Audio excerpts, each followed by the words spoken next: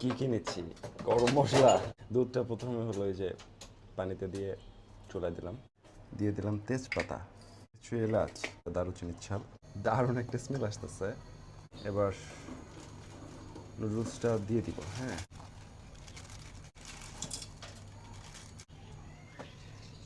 এখন লো হিটে কিছুক্ষণ থাকবে। সো নুডলস সেদ্ধ হয়ে আসছে। এবার দিয়ে দেবো চিনি, অ্যামন্ড, কাজু আছে, বাদাম আছে। সো আমার রান্না কিন্তু হয়ে গেছে, ঢেলে দিতেছি। এটা কি পায়েস হইলো শেষ পর্যন্ত? নুডলসের পায়েস। সো এখন হলো খেয়ে দেখার পালা। প্রচুর গরম।